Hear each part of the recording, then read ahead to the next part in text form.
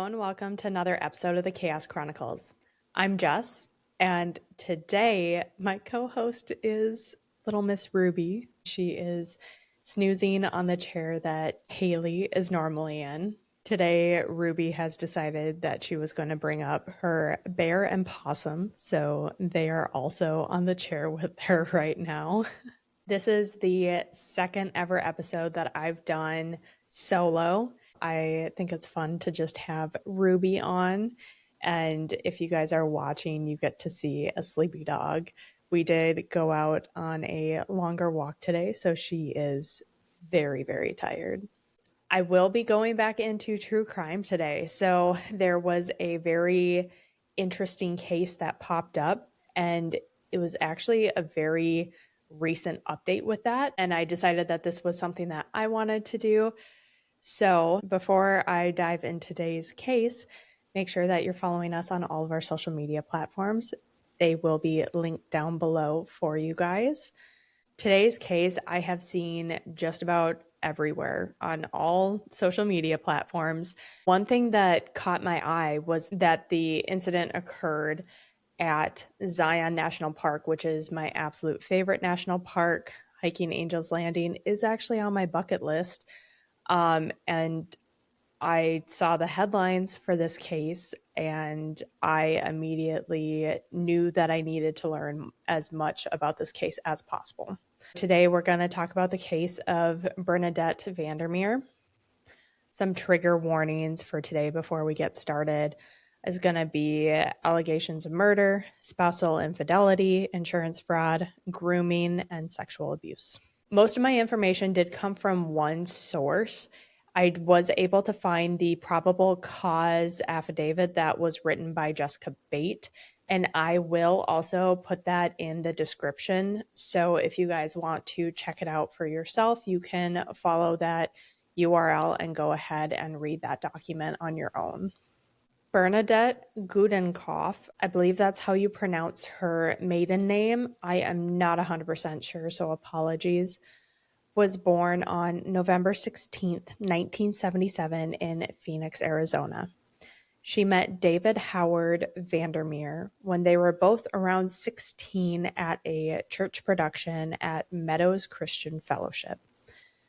They were both very involved in church activities. They hit it off and started dating and later married when they were both around the ages of 18. Around 2001, they left their church and helped start New Song Christian Church in Las Vegas. David was a youth pastor there, and Bernadette was a worship leader, and she would often sing. She also worked at the New York Hotel and Casino during this time as well. On August 21st, 2006, David and Bernadette traveled to Zion National Park for their anniversary to hike Angel's Landing. They were both 29 years old at the time. If you guys haven't seen Angel's Landing before, I'm going to do my best to try to insert a picture here for you guys, just so you can see, one, how beautiful it is, and two, just how steep those drop-offs are. Angel's Landing is a 5.4-mile round-trip hike, and it has an elevation gain of 1,488 feet. On average, it takes people around 4 hours to complete this hike. That's from start to finish. According to David, the two of them started their hike on August 22nd at around 4:20 in the morning. The two of them were wearing headlamps because it's early and dark, but took them off near the top since it was starting to get lighter. They got to the summit just before the sunrise started, and at the top, David set up his camera and took a couple of scenery photos. Since it was still dark, the photos were taking a few seconds to expose. He was planning to take some photos of Bernadette with the sunrise behind her so she would be like a silhouette. Bernadette had been standing near the edge when David went to move their hiking bags in order to get them out of the shot. So he grabbed them and put them down about 5 feet away. And when he turned around, he says that Bernadette was gone and he had heard her scream as she fell, but didn't see or hear her trip or anything before she fell. Bernadette fell from the top of Angel's Landing and died as a result. David had been interviewed after the incident, and he told investigators that he and Bernadette recently raised their life insurance policies from $150,000 each to $600,000 each. David had actually applied for the life insurance policies in March of 2005 and then increased their policies in the end of November of 2005 to $550,000 each. At the time, David's annual income was $38,000. He also told them that he had never been unfaithful to Bernadette, and as far as he knew, she was never unfaithful to him either. Investigators had felt that circumstances were suspicious, but because of lack of evidence, Bernadette's fall was ruled an accident and the case had been closed. On April 6, 2022, law enforcement got a tip from a prior member of David's youth group stating that he had been using his position to groom children, and one of them in his ministry he groomed and was in an active sexual relationship with when Bernadette had died. Now, the document that I did find referred to this one specific individual as SH, so that is how I'm going to be referring to her throughout the rest of the case here. Detectives took the tip and then they went to go and interview SH. She stated that she had been involved in a sexual relationship with David when she was 16, and it lasted until she was somewhere between 19 and 20. She felt that what they were doing was wrong, so she had actually ended things that Sunday prior to David and Bernadette leaving for their hiking anniversary trip. The only thing that SH knew about Bernadette's passing was what David had told the youth group. They were at the top of the landing. He turned to get something out of his bag, heard a scream, and she was gone. Now, again, with this, the case was closed. On October 8th of 2025, they received another tip, this time from Barry Diamond. Barry was the senior pastor of a church that David worked at in the past and was David's boss. In this tip, Barry had stated that he believed that Bernadette's death was not accidental and that she was pushed. Due to the concerning nature of the tip, Lieutenant Investigator with Washington County Attorney's Office, Jessica Bate, was assigned the case. Jessica met with Barry for an interview where she learned several of David's youth group members, who are now adults, recalled inappropriate relationships with David, and one of these relationships had been sexual in nature. After this interview, Jessica then started to interview several past members of David's youth group. During these interviews, Jessica learned that David would take youth group members on trips without Bernadette, and David's infidelity went on for years prior to Bernadette's death, and David had a deceptive nature and descriptive storytelling.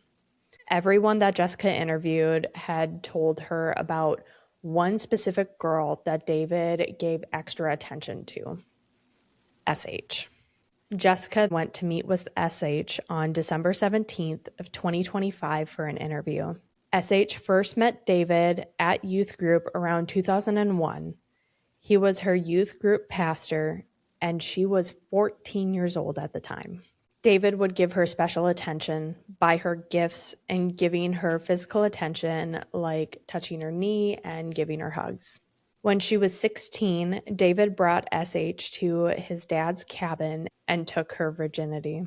SH stated that David was 9 years older than her, which would have made him 25 years old at the time.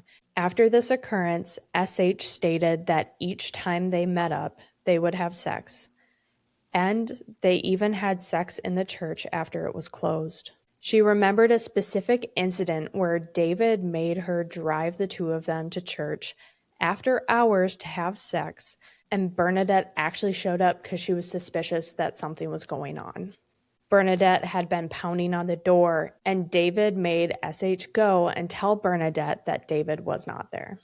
During this time, David had also taken her to pay-by-the-hour hotels to have sex, and that he even bought her a secret phone that no one, not even her mother, knew about.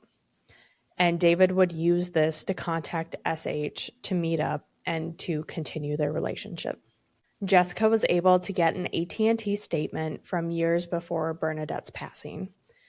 She found SH's phone number from David's AT&T account, and this corroborated her statement.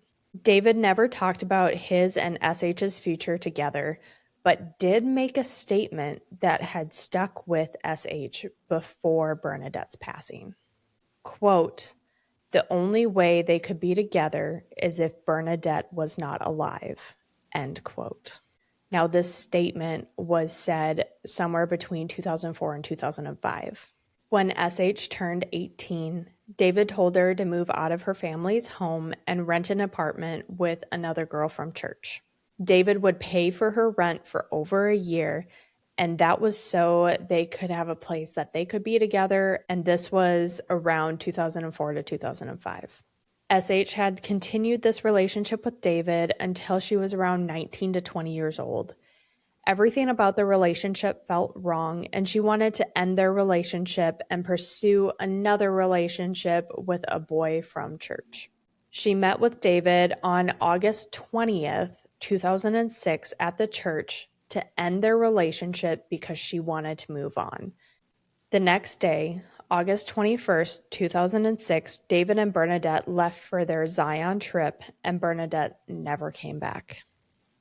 After the incident, David requested a Shiva circle of meditation occur in his living room with several members of the youth group. About 2 to 3 months after Bernadette's death, David and SH started their sexual relationship again. In 2008, David was fired from his pastor job because he had provided alcohol to underage youth. That same year, SH and David legally got married so that he could have health insurance, and then 2 years later, they publicly got married. SH had confronted David about what he did to her in her youth, but David refused to speak about it. While they were married, SH would find condoms and hotel receipts. She would confront David about this, but he would deny an affair, stating that the items were from trips with her, even though she had been out of town during these times, and they didn't use condoms as she was on birth control. All of this led her to believe that he was having an affair because that is how their relationship started.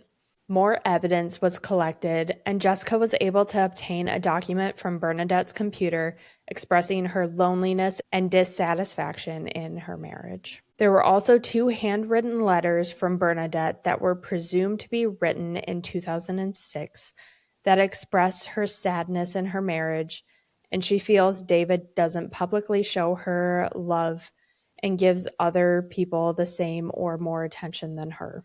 People around Bernadette in 2006 noticed that she stopped getting her nails done and wouldn't even get Starbucks because David would get on her about spending money. Some coworkers even pointed out that she wouldn't even go to buy new work clothes, like pantyhose that were just a couple of dollars, because she would give all of her money to David.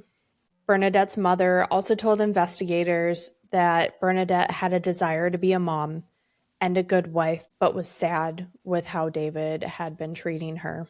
She had expressed to her that she wanted a divorce, but when she brought it to David, David asked her to think of what other people would think because he's a youth pastor. In the beginning of 2006, David and SH went to purchase a new Yukon van. In the end of March, it was reported stolen, but was later recovered. David and a few youth group members went to go get the Yukon from the scene, and it was found less than a mile from where David was living at the time. Some people with him remembered David acting suspicious on scene. In the end of July, his insurance sent him a letter that stated that they paid out $46,488.88 for the loss of the Yukon. August rolls around, and Bernadette is very excited about their Zion trip since it would be their first trip, just the 2 of them, as they would always be bringing the youth group members on any of their trips. Bernadette's memorial service occurred on August 28th of 2006. David submitted a life insurance claim in November of 2006 on Bernadette once her death had been ruled an accident, and he was given a payout of $567,439 in July of 2007.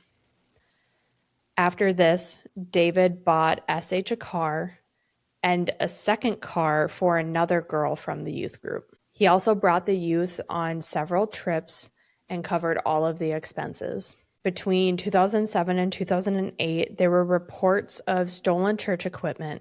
Witnesses stated that it was strange, and David had been given about $10,000 from an insurance claim for a stolen drum set.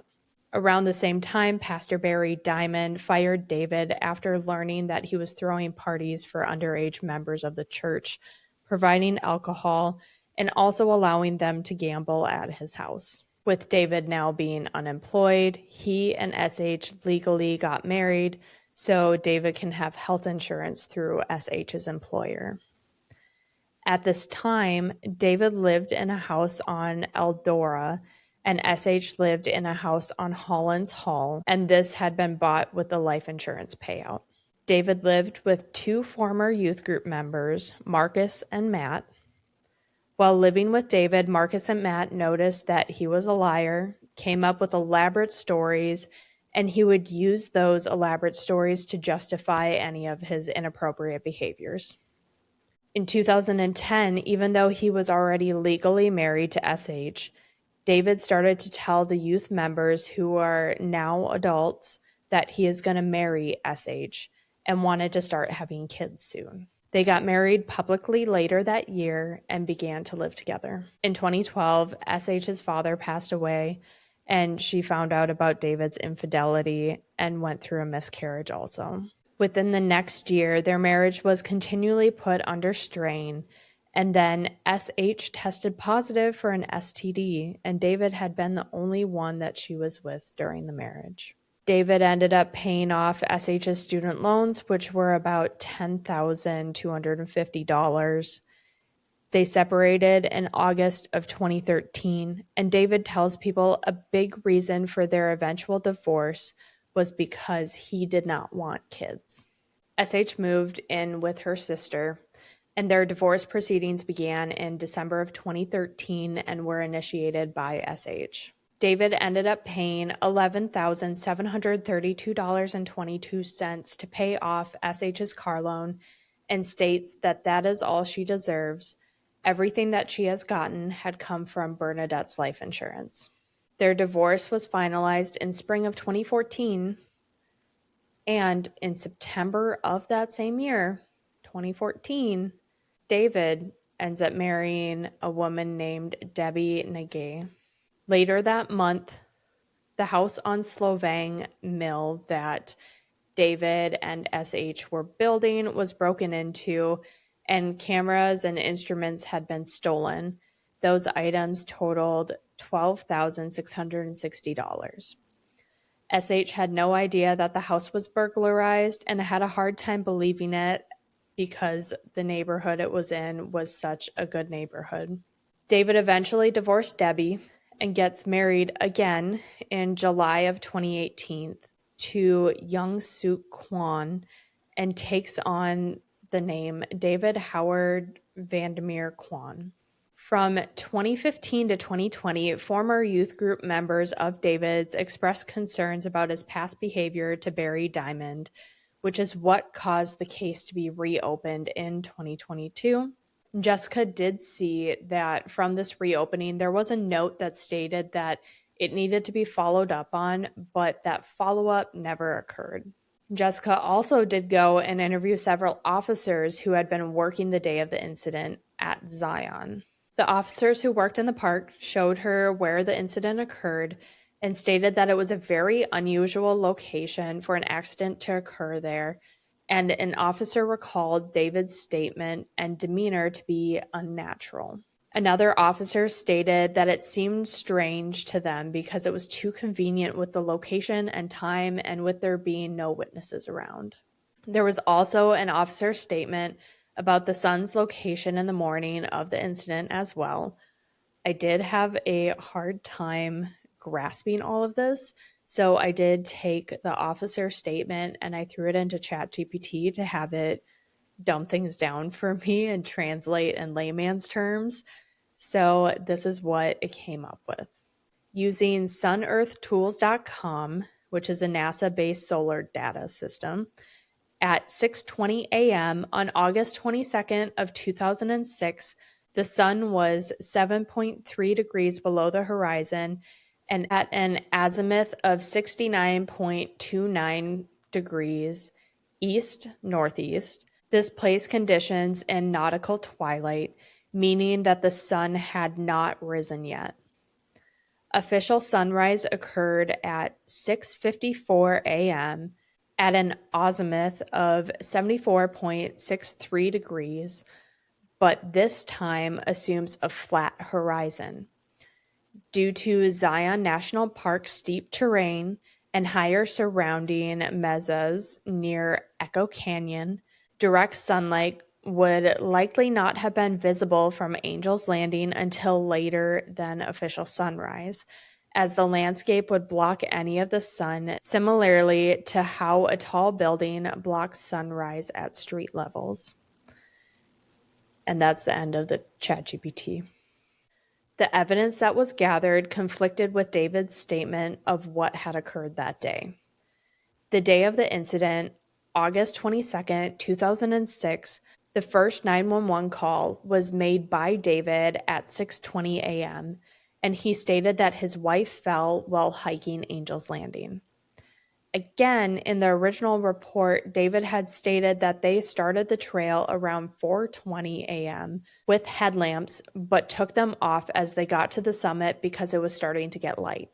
Between them reaching the summit and Bernadette falling was still before 6:20, the time of the first 911 call.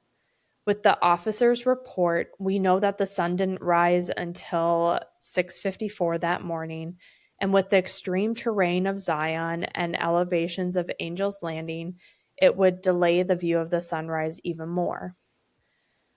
Jessica then met with the chief of Zion National Park to review all of the reported fatalities that have occurred at Angel's Landing dating back to the 80s.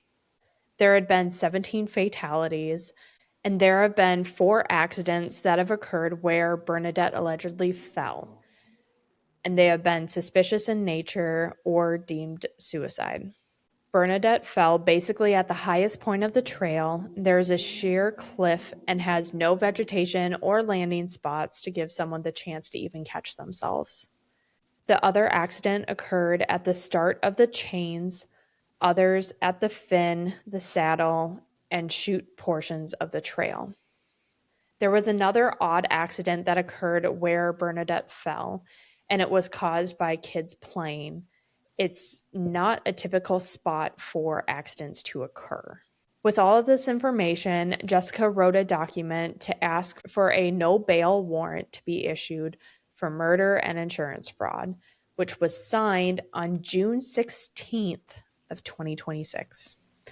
And at this point of me recording, today is Monday, June 29th, just to let you guys know how recent this is. David was taken into custody on Monday, June 22nd, 2026. Bernadette's parents were quoted Wednesday morning as saying, quote, "We've been waiting on the Lord for this day. I woke up this morning and it was brighter than yesterday. Finally, Bernadette gets vindicated," end quote. On Wednesday, the 24th, an inmate had been taken to a local hospital to treat for self-sustained injuries. The name had not been released at that time, but was identified as a 49-year-old male and had been pronounced dead on Thursday, the 25th. Later that day, Justice of the Peace Eric Goodman announced in court that David Vander Meer had died. Bernadette's father made a statement after David's death, quote, "I would say it was justice, but a little more harsh than I thought it would be. I at least wanted him to spend some time in jail and reflect on what he had done. maybe had a chance to change. End quote. That is what I have for you for this case. Absolutely insane. Like I said at the beginning here, as soon as I saw this case, I knew that I had to cover it. There was just something pulling me to this case. Maybe it was the location, maybe it was the 20 years that had gone by, whatever the reason. I felt the strong pull to sit down and do some research and talk about it with you guys. Very, very tragic case. And, unfortunately, because of what happened with David, we won't get any further information really because, like the initial officers were saying, there were no other witnesses. It was just the two of them up there. So, really, the only two people that know are no longer with us. But thank you guys so much for hanging out with me today as we went over this case. I will try to be doing more true crime cases again, and hopefully we will be seeing some other faces here on the podcast shortly. But again, thanks for hanging out with me and Ruby, and we will see you next time for who knows what. Bye.